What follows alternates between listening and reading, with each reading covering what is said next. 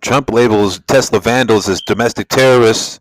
The VA secretary confronts a hostile reporter, and much more on this episode of the Vasquez Report. And it happens right now.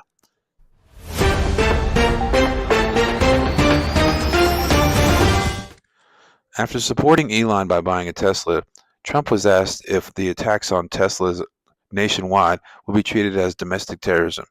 Here's how he feels about it. The president talks about some of the violence that's been going on around the country at dealerships. Some say they should be labeled domestic terrorists. I will do that. I'll do it. I'm going to stop them. We catch anybody doing it because they're harming a great American company. You know, I've stuck up for the NFL. I've stuck up for a lot of American companies and other companies, but American companies. I did a very big favor for the NFL. I do favors for all of them. When you heard an American company, especially a company like this, supplies so many jobs that others are unable to do, when you do that, those people are going to go through a big problem when we catch them. And we have we got a lot of cameras up. We already know who some of them are. We're going to catch them. And they're bad guys. They're the same guys that screw around with our schools and universities, the same garbage. And no, we're going to catch them. And let me tell you, you do it to Tesla and you do it to any company, we're going to catch you and you're going to go through hell. Mr. President, what do you tell CEOs tonight at the Business Roundtable, especially with the Well, I have a roundtable to make it a little while. I just consider this much more important because I want to buy one of these. My whole staff is so excited because I told them they're going to safely use them. And they can't believe it. So Margot, wherever you are, Margot, she's going to use it. They're all going to be using it. Peaceful protests are fine. Assembling to protest something you don't like and expressing your opinion, holding picket signs, that's fine.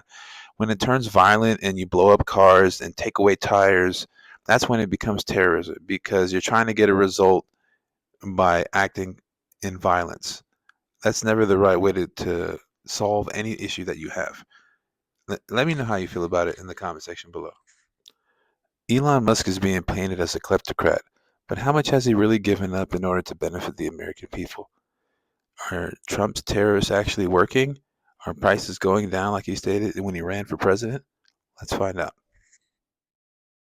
Elon Musk is being painted as an oligarch, a would-be kleptocrat, that he wants to raid the government and make himself richer. If Elon Musk is looking to raid the government and steal for more wealth, it's not going well for Elon Musk. Year to date, since he's joined in helping the administration through the Department of Government Efficiency, he's lost almost $103 billion in net worth. His current net worth is $324 billion. That's down from well over $400 billion at the beginning of this year. He's made big financial sacrifices. There's also small sacrifices. There's been damage and vandalism all over the country when it comes to Tesla. Molotov cocktails tossed into dealerships, charging stations burned down. Sheryl Crow waving goodbye in a big production and saying goodbye to her Tesla. And the sacrifice has particularly affected Tesla. Last week was its 7th straight week of losses. Monday, the stock dropped by 15%. That's the biggest one-day drop since September, the 7th worst day in the history. So why would Elon Musk make all of these sacrifices? What is driving him? There are many things that motivate people. Wealth is only but one. There is power and there is fame. But from my estimation, Elon Musk had power, fame, and wealth well before deciding to join the Trump administration and guide up DOGE. No, in fact, if you look right now what this has done for him personally, I only see sacrifice. And therefore, we must consider the possibility that much like putting a man on Mars or electrifying vehicles across the world, Elon Musk sees this as a great mission to put the United States on sound financial footing. Is what they call today radical, right? Is what they call insane, desperately needed.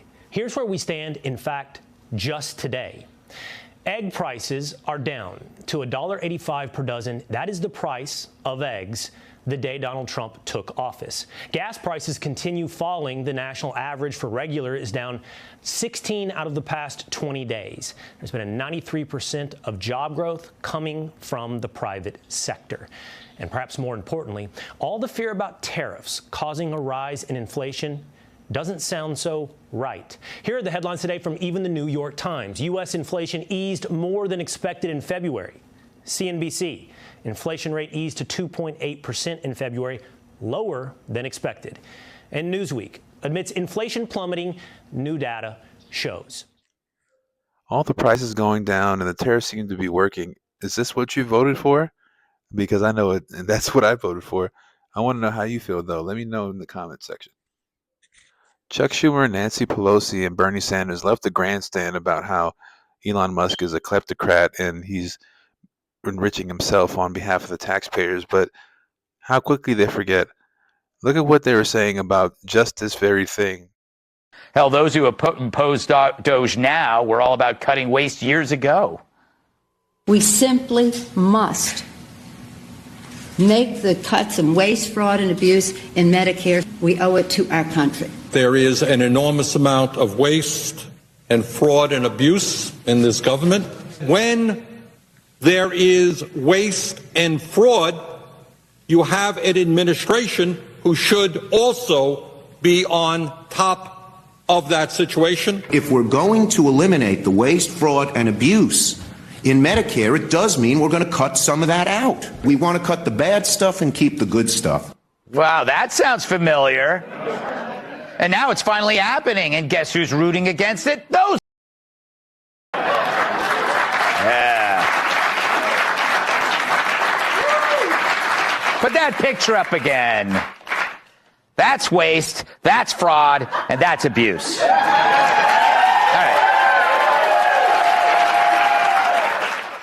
What a bunch of hypocrites. They only like something when it benefits them. It's weird how that happens. The only beneficiary of any of these ideals should be the American people. What do you guys think? Secretary of the VA, Doug Collins, confronts a reporter about her false allegations during an interview. It gets real fast. Check this out. But I do have a second thing, Patricia, I really need to know. One of the things that I've been finding, we got into it a little bit in the discussion, but one of the issues that we're having is, and it's something here, I need your help on something. I need your help because all I seem to be doing lately is fighting back against innuendo and rumor stories. And this is what I seem to be fighting about all the time. In fact, Patricia, part of it is with you. I'm sure. And I just need your help because when you start headlines with, there's a rumor going around, and that we've heard that hurts my veterans. That scares my veterans. That scares my employees because it's not true. Will you commit to not doing that in the future? Well, there was a DOGE representative that day. I have a VA employee who is our DOGE liaison. You knew that, and you could ask that question. I did ask that question. But when you got the answer. But my question here is, I need you to commit to not starting off. Rumors began circulating.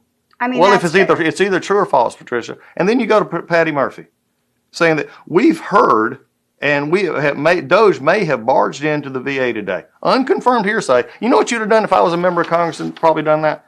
Unconfirmed report. But you didn't put an unconfirmed report. Right. So, Patricia, I want to work together with you. Okay. But I need you to commit to me that you're not going to do this. I'm working on it, and I have been actually, I have another question based on that. Thank you very much. No, I want to hear the answer first. Are you committing not to do rumors? Because you're scaring my VA employees about this. That's fair. And you're scaring my veterans. Do you see how she squirmed when she got confronted? VA Secretary Doug Collins wasn't standing for any of that. I love every second of it. Let me know how you feel about it in the comment section below. I thought this was pretty funny. Trump said he was having trouble focusing because of JD Vance's socks. Check this out. Very interesting. Go ahead. Are you going to retaliate against me? And by the way, I have to speak of inflation. I love these socks. What's with these socks? It's an honor of the T-shirts. I'm trying to stay focused, but I'm keep these socks. Don't forget to like, share, and subscribe. And if you find value in my videos, please buy us a cup of coffee. We would really appreciate it. New York City mayor candidate tries to act tough behind cops in an attempt to confront border czar Tom Homan. What a clown. Look at this. No hate, no fear. Immigrants are welcome here. No hate, no fear.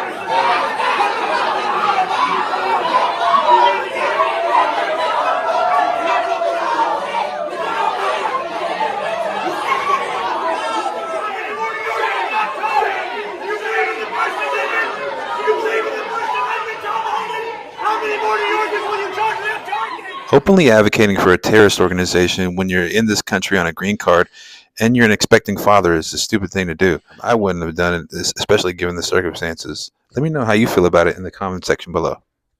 Representative Alina Paula Luna caught Adam Schiff misappropriating money. Uh-oh. The fraudulent spending of $32 million out of the pockets of our American people and threw it down the drain to knowingly chase ghosts, all for political gain. This man occupied a position of the highest trust and authority. As chair of the House Intelligence Committee, Adam Schiff launched an all-out political campaign built on baseless distortions against a sitting U.S. president at the expense of every single citizen in this country and the honor of the House of Representatives. With access to sensitive information unavailable to most members of Congress and certainly not accessible to the American people, Schiff abused his privileges claiming to know the truth, while leaving Americans in the dark about this web of lies. Lies so severe that they altered the course of the country forever. Adam Schiff got exposed. I was wondering if he had any dirt on him. Apparently, Representative Luna brought it to the light and entered it into evidence. So hopefully we'll see justice. Let me know how you feel about that in the comment section below. National Security Advisor Mike Walz and Secretary of State Marco Rubio got Ukraine to agree to a peace treaty along with Russia, outlining their terms for such a deal. Here goes the video right here. Today we made an offer that the Ukrainians have accepted, which is to enter into a ceasefire and into immediate negotiations to end this conflict in a way that's enduring and sustainable and accounts for their interests, their security, their ability to prosper as a nation. I want to personally thank, we both want to thank the Kingdom of Saudi Arabia, His Majesty, for hosting us, for making this possible. They've been instrumental in this process, and we're very grateful to them for hosting us here today. And hopefully we'll take this offer now to the Russians. And we hope that they'll say yes, to peace. The ball is now in their court. And but again, the president's objective here is, number one, above everything else, he wants the war to end. And I think today Ukraine has taken a concrete step in that regard. We hope the Russians will reciprocate. Условия очень простые. Украинские войска должны быть полностью выведены из Донецкой, Луганской народных республик, Херсонской и Запорожской областей. Причем, обращаю внимание, именно со всей территории этих регионов в пределах их административных границ, которые существовали на момент их вхождения в Украину. Как только в Киеве заявят о том, что готовы к такому решению и начнут реальный вывод войск из этих регионов, а также официально уведомят об отказе от планов вступления в НАТО, с нашей стороны незамедлительно, буквально в ту же минуту, последует приказ прекратить огонь и начать переговоры. Повторю, мы это сделаем незамедлительно. Естественно, одновременно гарантируем беспрепятственно. Will Russia agree to a peace deal? Will they make concessions? Will Ukraine retreat from the Russian-controlled lands? Let me know how you feel about it in the comments. That's it for the Vasquez Report. See you next time.